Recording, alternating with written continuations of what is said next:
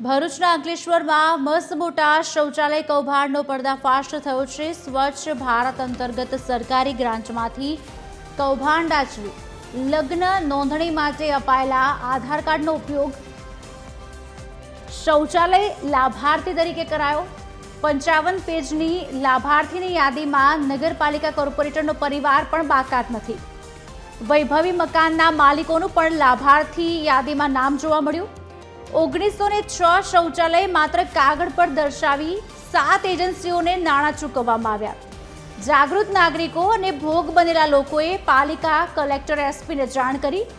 અરજદારોના ડોક્યુમેન્ટનું સુરક્ષિત ન હોવાને લઈને લોકોમાં તંત્ર સામે રોષ। રાજકોટ, પાટણ, ગાંધીનગર, ભાવનગર, ખેરાલુની એજન્સીઓએ નાણાં ચૂકવવામાં આવ્યા। કોઈ એજન્સીને ચૂકવાયા છે નાણાં તેની વાત કરીએ તો Shakti education and charitable trust Rajkot, Mahatma Gandhi Gram Nirman trust Patan, Vasundhara સાર્વજનિક ટ્રસ્ટ ગાંધીનગર, આનંદ ગ્રામ ઉદ્યોગ ટ્રસ્ટ ગાંધીનગર, કામદાર કલ્યાણ મંડળ ભાવનગર, નવચેતન વિકાસ ટ્રસ્ટ બાસ્પા ગાંધીનગર, ઉત્કર્ષ એજ્યુકેશન સેવા ટ્રસ્ટ મંડળી ખેરાલુ।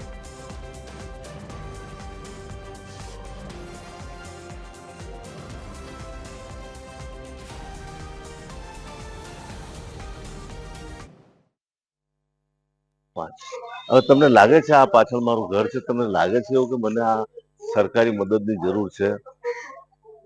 આ એક બહુ સોચી સમજી સાજીશથી આ બધું આખું લેવામાં આવ્યું, જેવી રીતે કે ડેટા સેન્ટરોમાંથી અને આ એની અંદરથી જે આધાર કાર્ડો એનો જે દુરુપયોગ થાય છે એ દુરુપયોગ પૈકીની જ આ એક વસ્તુ છે અને આ સમગ્ર કૌભાંડની ઊંડી રાહે તપાસ થવી જોઈએ। હું એવું માનું છું કે આ તપાસના નામે વિંડું થઈ જશે। 2019ની અંદર અમે લોકો આ મુદ્દો ઉઠાવ્યો હતો અને જે તે સમયે નિયામકની અંદરથી આ વસ્તુને સુઓ મોટો તરીકે લીધેલ હતી અને ત્યાર પછી વિજિલન્સની તપાસ થઈ અને એ વિજિલન્સની તપાસ પૈકી પછી એ પ્રકરણ આખું બંધ કરી। એસપી સાહેબને અને કલેક્ટર સાહેબને એટલી જ વિનંતી કરીએ છીએ કે સીધી એફઆરઆઈ સરકાર તરફથી જ દાખલ કરવામાં આવે, આની ઘનિષ્ઠ તપાસ કરવામાં આવે અને આ તપાસના અંતે જે કંઈક નિષ્કર્ષ નીકળે અને જે કોઈ દોષિત હોય એમના ઉપર સખતમાં સખત એની અંદર અમે કોઈ પણ જાતનું 2014માં કોઈ પણ જાતનું શૌચાલય બનાવવા માટે ફોર્મ ભર્યા નથી, તો પણ અમારા ઘરના પરિવારના 2 સભ્યોના નામ આવ્યા છે। એ કઈ રીતના આવ્યા એ તપાસનો મુદ્દો છે। કઈ રીતના એમની પાસે અમારા પુરાવા, જેમ કે પુરાવા તરીકે અમારા આધાર કાર્ડનો ઉપયોગ કરવામાં આવ્યો છે, એ આધાર કાર્ડ કઈ રીતના આવ્યો? નગરપાલિકામાં અમે જે તે ટાઈમ પર 2014 આજથી 10 વર્ષ પહેલા આધાર કાર્ડ આપ્યા હતા, એ આધાર કાર્ડ કઈ રીતના બહારની એજન્સી પાસે પહોંચ્યા એ પણ એક તપાસ। હવે સવાલ એ થઈ રહ્યા છે કે આ જે આધાર કાર્ડ છે તે પહોંચ્યા કેવી રીતે? અંકલેશ્વરમાં મસ્ત મોટા શૌચાલય કૌભાંડનો પર્દાફાશ થયો છે। સ્વચ્છ ભારત અંતર્ગત સરકારી ગ્રાન્ટમાંથી આ કૌભાંડ આચરવામાં આવ્યું છે। લગ્ન નોંધણીના જે આધાર કાર્ડનો ઉપયોગ છે તે કૌભાંડમાં કરાયો હોવાની વાત સામે આવી છે। લાભાર્થીઓની જે યાદીમાં પાલિકા કોર્પોરેટરના પરિવારનો પણ સમાવેશ થયો છે અને એજન્સીઓને બારોબાર નાણાં પણ ચૂકવવામાં આવ્યા છે, જેને લઈને હવે લોકોમાં પણ રોષ ભભૂકી ઉઠ્યો છે। કારણ કે આ રીતનું કૌભાંડ થાય કેવી રીતે? આધાર કાર્ડ સામાન્ય માણસનું એજન્સીઓ પાસે પહોંચ્યું કેવી રીતે? અને બારોબાર પૈસાની વહીવટ પણ કરી દેવામાં આવ્યો છે। સરકારી ગ્રાન્ટમાંથી આ કૌભાંડ કરવામાં આવ્યું છે। લગ્ન નોંધણીના આધાર કાર્ડનો ઉપયોગ કૌભાંડમાં કરાયો છે અને જે એજન્સીઓ છે તેને નાણાં ચૂકવવામાં આવ્યા છે તેવી વાત હાલ સામે આવી છે। હવે જોવાનું રહેશે કે આગળ કયા પ્રકારના પગલાં લેવામાં આવે છે। 1906 શૌચાલય માત્ર કાગળ પર દર્શાવવામાં આવ્યા છે અને કૌભાંડ આચરવામાં આવ્યા છે। ઉત્કર્ષ એજ્યુકેશનને નાણાં ચૂકવવામાં આવ્યા હોવાની વાત સામે આવી છે। શક્તિ એજ્યુકેશન એન્ડ ચેરિટેબલ ટ્રસ્ટ રાજકોટનું નામ પણ સામે આવ્યું છે। આમાં આપને જણાવી દઈએ, એક બાદ એક તમામ નામ ખુલી રહ્યા છે। એજન્સીઓને નાણાં ચૂકવવામાં આવ્યા છે તેવું કહેવાય રહ્યું છે। મહાત્મા ગાંધી ગ્રામ નિર્માણ ટ્રસ્ટ પાટણનું પણ નામ આમાં સામેલ છે, ત્યારે વસુંધરા સાર્વજનિક ટ્રસ્ટ ગાંધીનગરનું નામ પણ સામે આવ્યું છે અને કૌભાંડ આચરવામાં આવ્યું છે।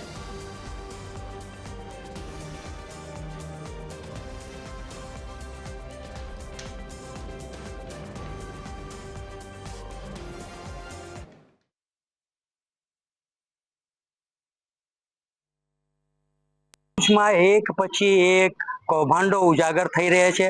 પ્રથમ મનરેગા અને હવે શૌચાલય કૌભાંડ બહાર પડ્યું છે, જેની અંદર તપાસના આદેશ અપાયા છે, પણ તપાસ ફક્ત કાગળ ઉપર જે પ્રમાણે શૌચાલય બન્યા છે એ પ્રમાણેનું તપાસ થશે કે મનરેગાની અંદર પણ તપાસની અંદર SIT બની હતી અને તપાસ થઈ હતી એ પ્રમાણે તપાસ થશે.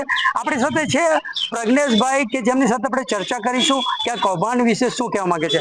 પ્રજ્ઞેશભાઈ, જે પ્રમાણે કૌભાંડો ભરૂચમાં થઈ રહ્યા છે, તો જે પ્રમાણે કૌભાંડોની તપાસ થાય છે એમાં આપ શું કહેશો? એક પછી એક કૌભાંડો બધા ઉજાગર થાય છે એ સારી વાત કહેવાય, પણ કૌભાંડ થાય એ તો સારી વાત ના જ કહેવાય, બરાબર. બીજી વાત છે કે ભરૂચમાં જયારે મનરેગા કૌભાંડ બહાર આવ્યો ત્યારે બધાને એમ હતું કે બહુ નિષ્પક્ષ તપાસ થશે, બહુ જલ્દી તપાસ થશે, પણ અત્યારે હાલ એવું તો લાગતું નથી. એનું કારણ છે કે જ્યારે કૌભાંડી કહેવાય એવા હીરા જોટવાને જ્યારે પોલીસ પકડી લાવી સોમનાથથી, અને ત્યારે જ્યારે એક પ્રેસ કોન્ફરન્સ કરવામાં આવી હતી અને ત્યારબાદ એના 6 દિવસના રિમાન્ડ બાદ આજ દિન સુધી ખબર જ નથી પડી કે એ તપાસમાં શું થયું, રિમાન્ડમાં શું થયું, અને ત્યાર પછી એ લોકોને સીધા જેલમાં મોકલી આપવામાં આવ્યા. હવે ખરેખર જો એમાં કોઈ તપાસ થઈ હોય, નિષ્પક્ષ તપાસ થઈ હોય, તો બીજી એક પ્રેસ કોન્ફરન્સ તો થાય ને, પણ હજુ સુધી કોઈ પ્રેસ કોન્ફરન્સ પણ નથી થઈ કે નથી કોઈ SIT આજ દિન સુધી કોઈ જાણકારી આપી આ પબ્લિકને. જે પ્રમાણે અત્યારે કૌભાંડોની સિઝન ચાલી રહી છે એની અંદર એક નવું આવ્યું છે શૌચાલય કૌભાંડ. એની તપાસ પહેલાથી જ કલેક્ટર શ્રી આપેલી હતી અને એને તપાસ થતી એ દરમિયાન આ એક કૌભાંડ આવ્યું છે અંકલેશ્વરનું. હજુ 9 તાલુકાઓ બાકી છે કે જેની અંદર શૌચાલય બનાવ્યા છે કે નથી બન્યા અને ગ્રાન્ટનો ઉપયોગ ક્યાં વપરાયો છે. હાલ તો 6 એજન્સીઓને આ ગ્રાન્ટમાંથી પૈસા ફાળવેલા છે, એ તપાસનો દોર ચાલુ થયો છે. મુનીર પઠાણ, TV 13 ગુજરાતી, ભરૂચ.